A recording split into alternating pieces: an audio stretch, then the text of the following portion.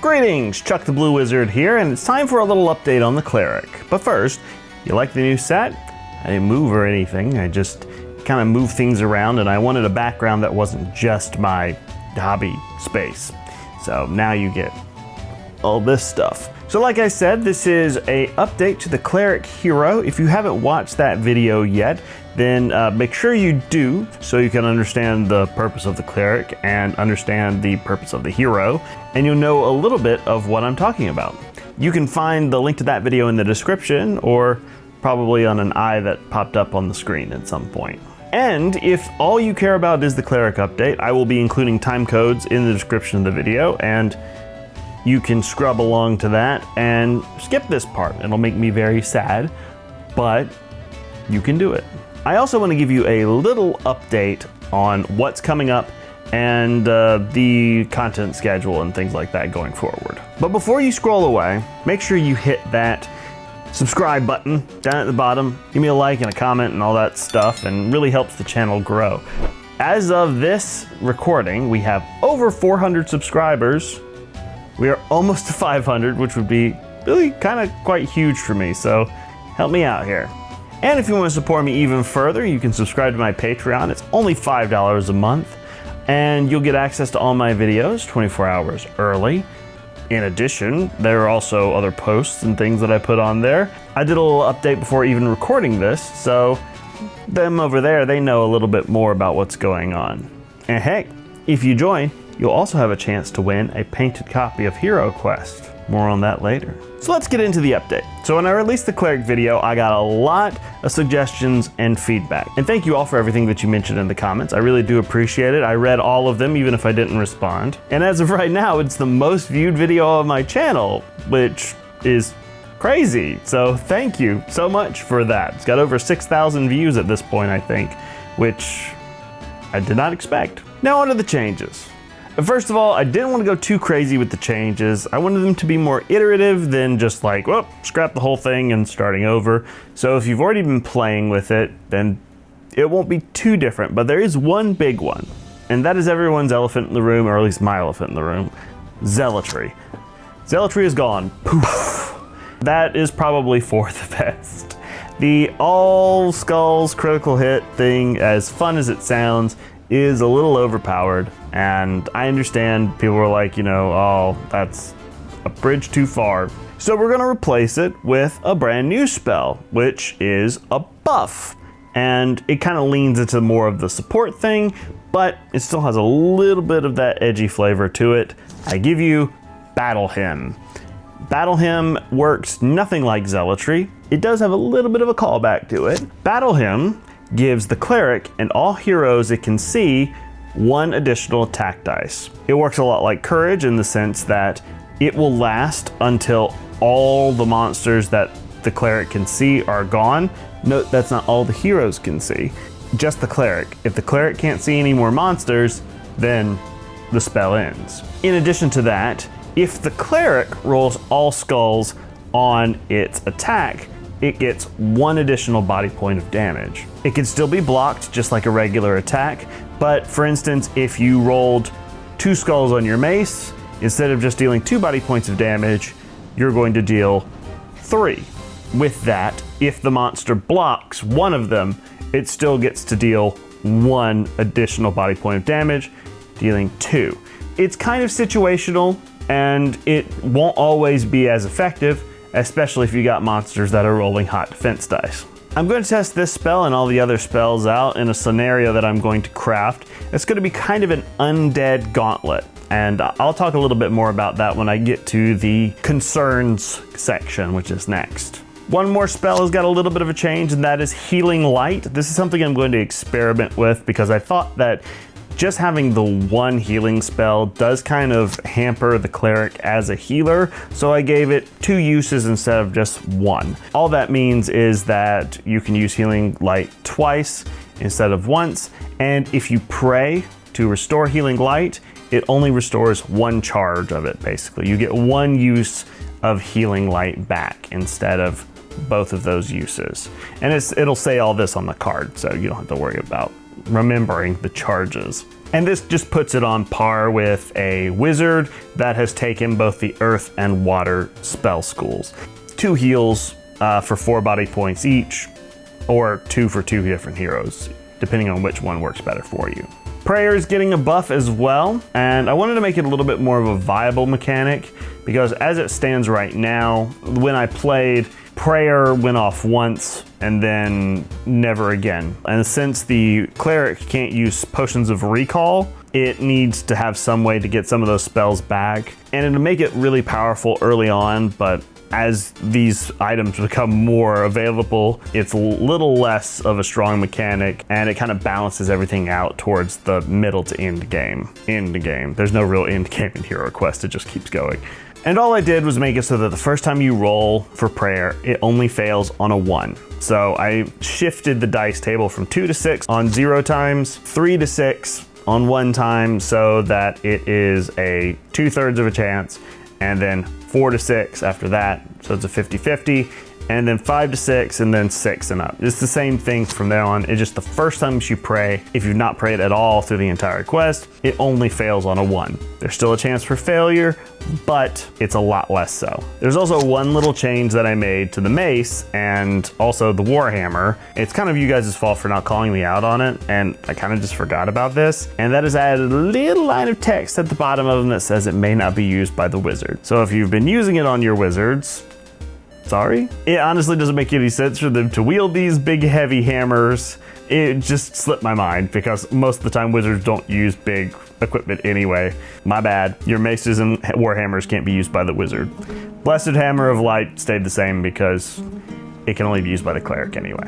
And that's it for the changes. So next we're going to go a little bit further into some of the questions and concerns that folks had with the last video and some rules and things like that. I'm going to explain my rationale behind them. I explained a little bit in the comments of the last video, and it's just kind of for everybody to understand my thought process on these things. So rest assured, I'm not going to call out anybody individually, and I of course am open to criticism. All criticism is good, especially if it's constructive, but I am always willing to change things if for some reason they negatively affect the balance of your game. So if the cleric seems too overpowered, or if he's just demolishing undead in every single game consistently, then I will be happy to take a look at things and probably make some changes. Now, I will say there is a difference between this cleric is rolling really hot and killing everything to it doesn't matter what I do, this cleric is just killing everything.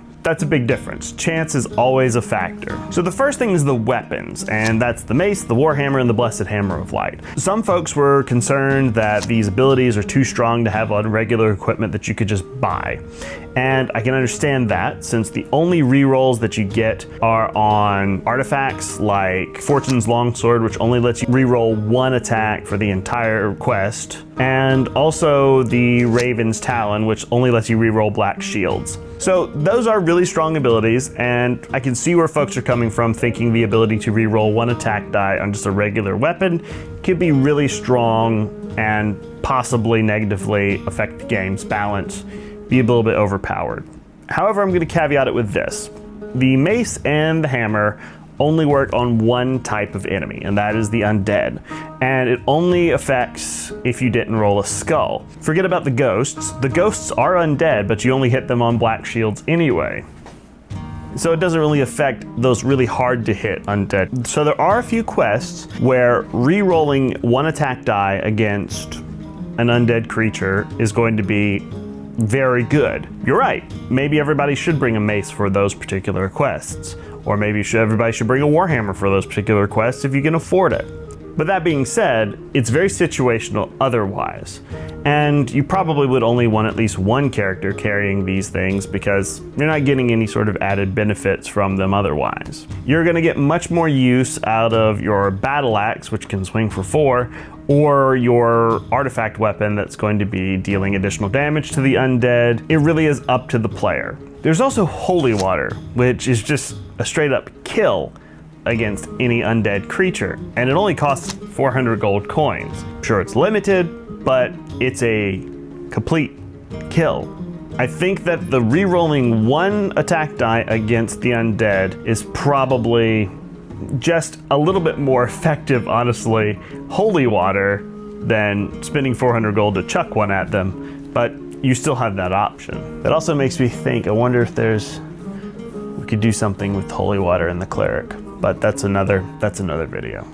The mace and the warhammer are just regular weapons. I don't think that this ability, giving you an additional 50-50 chance, is gonna be too much of a big deal. I'm going to test it. I'm gonna create an undead gauntlet that will let the cleric really see how effective it is at fighting the undead. If that 50-50 chance is too powerful, then obviously I'll change it and maybe make it so that only the cleric wielding those weapons has that ability and not everything. We'll also see if like a party of all hammer wielders is going to really make a big difference. And I'll probably film that playtest and put up the video on my Patreon. Another question about those weapons was, are they one-handed? And the answer is yes. Even the Blessed Hammer of Light is one-handed. The Blessed Hammer of Light swings for 4 attack dice, whereas the Battle Axe also swings for 4 attack dice, getting a one-handed battle axe that you can have a shield with. 1, it can only be used by the cleric. 2, it's an artifact, so Zargon gets to choose when he gives it to the cleric because it's a custom artifact. It's not going to be found in any quest. So whichever human Zargon is playing, they will set the pace at which they think that, oh, this player could use the extra boost. The cleric will only ever roll at the most 5 defense dice. It can't use plate mail, and it can't use Borin's armor, or the 3 additional defense dice that you're getting from the base 2 are a helmet, a shield, and chainmail.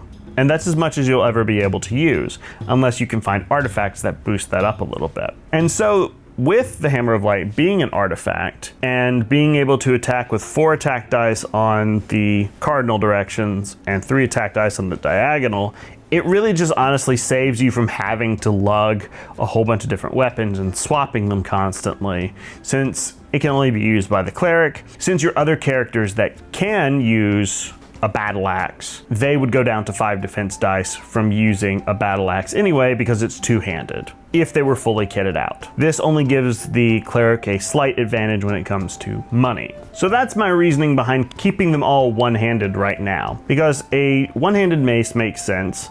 A warhammer can be wielded with 2 or 1 hand, depending on what type of warhammer it is. You often see depicted these long warhammers being swung with 1 hand in order to break shields and helmets and things like that. The mini that I made, he's wielding it with 2 hands because it looks better, and that's all. I could make a mini where he's wielding it shield and hammer like this, but I didn't do that. There's no current mechanic for versatile weapons in HeroQuest, though maybe there could be. So as of right now, I'm not going to change the weapons. As I said previously, I'm going to create an undead gauntlet. The Return to the Witchlord quest, where you have the frozen army there and there's a room full of undead, is a good starting point, I think. I just want to see how effective these weapons are, how many times the reroll actually makes a difference, and also test the Turn Undead spell. One thing that some folks thought was that Turn Undead is a little too strong because it affects all the undead monsters in a room, and not just the ones that you can see. There's still a chance that they can break through the spell, but it is a 1/3 of a chance because it's only on a 5 or 6. So I can see how that's a little, maybe that's broken. I'm going to test it. And then if I feel like it's too powerful, if it kills everything too quickly, too consistently, a good compromise is to make it so that's the 8 squares that surround the cleric and not just everything in the room. If it doesn't make a big difference, we'll leave it as is. So what comes next? Well, I obviously want to keep making more custom HeroQuest content. I want to do more than just make the cleric, but I do think it needs a little bit more rounds of testing. I want to test it at least 1 more time. And then after this next round of testing, I think that it'll probably be in its final form. If there are tweaks that need to be made because something got lost or something is obviously imbalanced, there's some combination of things that I haven't foreseen, that then maybe we can circle back and make some updates. I'm always willing to make changes if something negatively affects the balance of the game. I feel like that should be my mantra. If it negatively affects the balance of the game, meaning that the cleric feels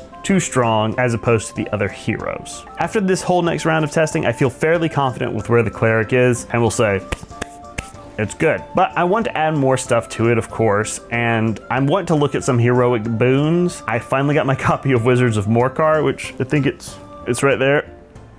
If you don't know, these are things that you can get at certain point in the Wizards of Morcar expansion that add permanent upgrades to your characters. You can sort of swap in and out. It's a really cool system. And there may be something in there for the Cleric, since the Cathedral of Hope is in that particular expansion. Maybe we could think of some Cleric specific boons, or maybe some boons that work well with the Cleric. The Healing Hands boon that's in there really works well. Maybe we can tweak it a little bit.